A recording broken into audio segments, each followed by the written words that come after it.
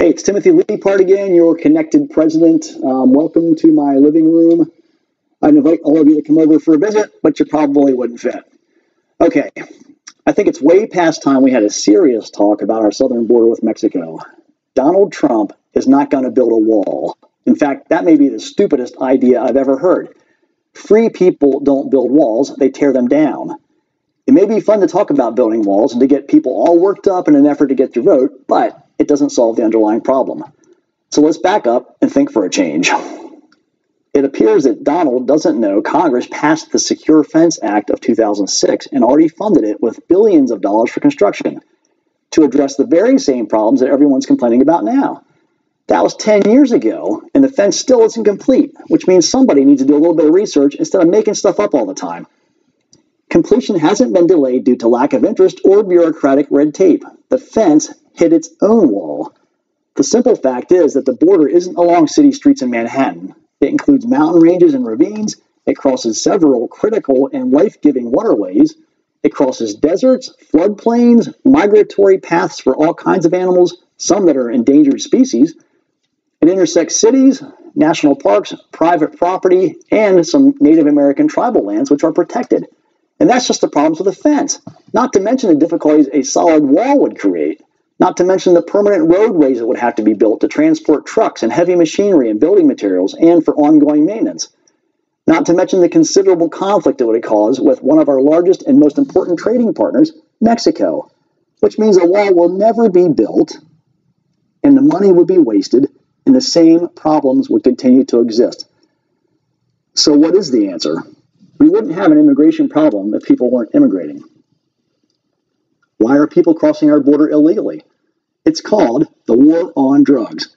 It's that easy. You won't find one person who thinks it's working. It has been a failure of massive proportions, and it's created more problems than it's ever solved. The United States of America has the largest prison population in the world. That is not something we should be proud about. Free people, right? Drug abuse has skyrocketed, and with it, crime. It's like we never learned from history. In the 1920s, we tried alcohol prohibition, even making it the 18th Amendment to the Constitution. The result was increased violent crime, murder, corruption at the federal, state, and local levels, job losses, business closures, decreased tax revenues, deaths due to consumption of unregulated and tainted black market products, overcrowded jails, and backlogged legal system. Sounds identical to what's happening right now, except for the smuggling then was across the border with Canada. Today, drugs wouldn't be coming across the border from Mexico if Americans weren't consuming them. Let's face the facts. And it's a little dishonest to only point the finger at Mexico because a lot of our stuff's homegrown too. Bottom line is, it's not going away. So regulation and taxation is a solution that's already been proven with alcohol and cigarettes. It's not about whether it's good or bad. The condition exists, and how do we make our people safer? Just like marijuana has become a huge revenue generator for the states where it's been legalized, so it would improve the economy of our neighbors to the south, and they need all the help they can get. Taking it off the Schedule I drug list would open the door for researchers to work on it and fully develop the medical benefits that we already know are there. Of course, one roadblock to this thinking is the pharmaceutical companies. They will hate this idea because it will cut into the billions and billions of dollars of profit they're making on prescription drugs that will actually kill you. Okay, let's wrap this up. For context, consider this example. Seagram's Distillery in Canada and Jack Daniel's Whiskey in Tennessee traveled a very bumpy road during Prohibition, but even they didn't quit just because there was a law against it. And eventually, after legalization, they regained their legitimacy and acceptance and profitability. Many bootleggers became businessmen. So how about if Mexico's cartels became companies, ending the crime, employing their own countrymen, and slowing, maybe stopping, the mass exodus of immigrants to America? We can have state-level conversations with that country's leadership, but it's a worthwhile effort because Mexico retaining its taxpayers is in everybody's interest. Most of their citizens would love to stay home and raise their families if they felt safe and had a job, just like us. Now, don't misunderstand me. I am not pro-drug or pro-alcohol. I am pro-brain. I don't want our communities filled with a bunch of stoners, but if I was forced to make the choice between that and an equal number of convicted felons with new skills they learned on the inside, it would be an easy decision. I've had the luxury of visiting loved ones behind bars and razor wire wearing orange jumpsuits, and what we're doing does not work. So that brings up another point. We'll convert some of our prison facilities into addiction treatment centers. That will be light years ahead of incarceration, which doesn't rehabilitate. Because these American prisoners who, having paid their dues but now possessing a criminal record, discover that it's nearly impossible to find suitable work or housing, and they can't seem to start over. They don't feel like they're a valuable part of society, so it increases the risk of them returning to possible same types of crime or more serious crimes. It's a vicious downward spiral that only ends in disaster, and these are our people. This is not an endorsement of more layers of useless social welfare programs like Hillary's proposing. Making someone dependent does not make them free. A handout is not a hand up. It's a proposal to stop putting them down in the first place. It's like the back of a shampoo bottle. Wash, rinse, and repeat. But when something doesn't work, you can keep doing it over and over again, hoping for a different outcome, or you can step back, look at it from a different angle, and see if there's a better solution than what we've been doing, because what we're doing is not working. The historical record shows that prohibition actually increased alcohol abuse exponentially. More people were drinking, and people were drinking more. Brilliant solution. We need to learn our lessons. Good intentions that lead to bad consequences aren't good. It's an extraordinary and robust discussion. We need to have it as a country. But we'll never do it under the leadership of shallow, one-dimensional thinkers who are either tied to their political party or their huge ego. That's why I'm Timothy LEIPHART, and I want to be your connected president. Connected because I live in the real world where you have to find real solutions. Real people can't kick the can down the road. Click on my name, like my page, and share it with your friends. It's really important that we start stirring something up because where things are headed now are not good. Please click, share. Thank you. Hello, it's Timothy LEIPHART. I am your connected president, and I am coming to you today from a church parking lot. I intended to film this outside, but it's raining, so you're stuck with me in the car again. Had a conversation with a man who said that politics and religion don't mix. And I thought about that for about 1 second and said they absolutely do mix. In fact, they must mix. And the reason we have such a discordant and uncooperative government is because they refuse to let them mix. I say that because our First Amendment says that government will not establish a religion, which I agree with, and I think that's correct. But it also goes on to say it will not prohibit the free expression thereof. And that's where we go off the rails. We have a thinking in America right now that there must be a wall of separation between church and state. And that statement is not in the Constitution. That comes from a letter that Thomas Jefferson wrote to a church in 1791. And he wrote to them trying to console them, saying, hey, this new thing we just did is not to prohibit you, but it's to prohibit us from getting involved. The government is not going to interfere with your worship. And a worshiping people is a good people. That's the kind of people you want in your country because it has a sense of understanding there's something bigger than them and allows them to be generous and compassionate and caring. So something else happened.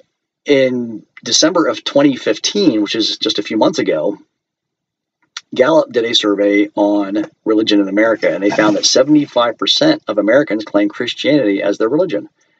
The Pew Research Center collected data on our Congress. And out of the 535 members of Congress, 91.8% claim Christianity as their religion. Makes you wonder what's going on out there. But that's a good thing generally, because what's happening here is you cannot say that politics and religion don't mix when you have that large of a majority who have a Christian belief. Of course, their closely held spiritual beliefs are going to influence their politics, and it's going to influence their legislation. And in fact, our legislation is woven all throughout with Christian principles, whether it's in the letter or in the spirit. And that's a good thing. Our country isn't as great as it is because we're an uncaring people. It's because we're a caring people. In 2016, we're the most powerful nation on the planet, and we're caring and we're giving and we're considerate and we're protective of other countries who have problems. So that's good. That's a good thing. Where this intersects with sex, okay, this is going to go down a little bit of a different trail, but I know that's the only reason you clicked on this is because it had sex in the title. I was invited to speak at a retirement home last week, and that's before I decided to do this whole thing. So last Sunday, I'm standing in front of a room full of 80, 90, 100-year-old people, and I titled my topic was Sexual Tension the friction between men and women. And you might think that's a silly topic for that age group, but it doesn't end when you're 100 years old. Okay, it doesn't end until you're in the grave. And that tension started back in the beginning. Okay, so it's very appropriate. And I asked them then, at the end of this topic, at the end of the discussion, I had a very lively discussion, believe it or not. And a lady came up to me and said, she's 80 something. She says, we need to have more topics like this, more conversations like this about sex, which is interesting. So I asked them, I said, are you guys aware of current events and what's going on in the world? And you have access to newspapers and television and so on. Yes, they do, of course. And I said, have you heard about the transgender restroom issue? And they all were aware of it. So I said to them, okay, two different ways to look at this thing. We are Christian people. We're good people. We're caring people. How do you handle this? And as a Christian leader, which is what you want, even if you don't believe in God or you forgot that you did, you want a Christian leader because you want somebody who at the very base level of Christianity comes love, forgiveness, caring for others, and that's all good. And I said, okay, you got to care for people like that. They're different than me. I have to care for them. But I also have to say, okay, as a leader, at what point do you have to run in and say, okay, time out, time out. Okay, there has to be some reason and logic involved here, because if you have an identity issue, lots of people have identity issues. It's common, okay, around our country to have people who don't have identity, don't understand who they are and what they're trying to do and so on. That's okay. People have those. But it's okay until it intersects with someone's freedom and prohibits their freedom. And I don't know of any public restroom in America that doesn't have a stall that has a door and a lock on it. So I would say, if you're going to now say we want to go anywhere we want to go, then what you're doing then is you're trying to transfer your discomfort over to the rest of the population, and that's not fair for the rest of the population. So this is really very basic, and I can't believe it's even a topic. But what we need to do is say, hey, look, you have plumbing that works a certain way. Go into that restroom, take care of your business, and get done with it so we can get on with business. We have other things in this country that are way more important than this. So that sounds harsh, but I think it's a reality. Somebody has to say it. Okay, this is the next stage in this thing we're going to call the connected president. I want to talk to you about getting rich, being able to retire and not worried about whether you can retire. There is absolutely no reason, if you are connected to the right person, to the right people, that you can't have millions of dollars in retirement. I don't care who you are. You can be unemployed, you can be underemployed, you can be self-employed, you can be fully employed. This program I designed after 25 years of sitting face-to-face, interviewing people, thousands of real people sitting across the desk.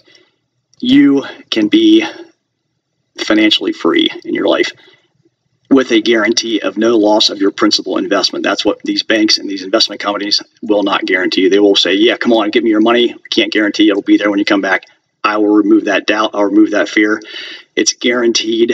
And the reason you know how to do things like this is because you're connected to the right people. I am your right person. I will connect you. I will create the program. The program's already designed. I just didn't roll it out yet because I'm thinking, instead of doing it in private industry, maybe I'll do it as the president. Let everybody in the country be involved with it. Why not? Why shouldn't you be wealthy? Why shouldn't you be, as a citizen in the best stinking country in the world, be wealthy? Okay, there shouldn't be any reason why you're worried about getting into retirement. And if you even can get into retirement, you're going to be working till you're 80 or 90 years old? Probably not. In your retirement, are you going to be eating beans or are you going to be eating steak? It's up to you. You can get connected. I'm your connected president. I want to help you do that. It's easy to do it. There's no reason that people in this country should be living in poverty. Anybody, whether you're living in the middle of the city, okay, and you think you're not going to be able to make it till tomorrow, you're spending money. This thing's tied to spending, not savings. If you're spending money, everybody spends money. Whether you're doing a garage sale, you're unemployed, you're figuring out how to fix your friend's car and maybe pay you 50, 60 bucks, mowing grass, babysitting, or you're working and you're just investing. If you're spending, you can do this. If you're selling longer burger baskets, I think you can see one behind me. They're a beautiful product. That's not the point. The point is everybody spends. Everybody spends. If you're eating food, you're spending money. This thing's tied to your spending. Everybody spends. So you can be, if you're under 40 years old, I guarantee you will be a millionaire in retirement. If you're under 30, under 20, you'll have $5, $6, $7 million. It's that easy. You just have to be connected to the right people. It's a matter of education and access, and I can get you both. It's really, really easy. It's unbelievable that there's so many people living check to check. You know, it's a sad thing, but that's because you have people that aren't connected. They don't understand the real people in the country. I do. Let's get rolling. Let's get connected. let's move forward and make this country a rich country. And rich is all relative. Bill Gates wouldn't think $1 million is a lot, but I guarantee you, everybody else thinks $1 million is a lot. Everybody wants to be a millionaire. Let's be one. Let's be 2 or 3. Let's be 300 million of them. What do you think that would do to our country? What do you think that would do to the world, having that kind of access to resources and assets? It's awesome. Let's get connected.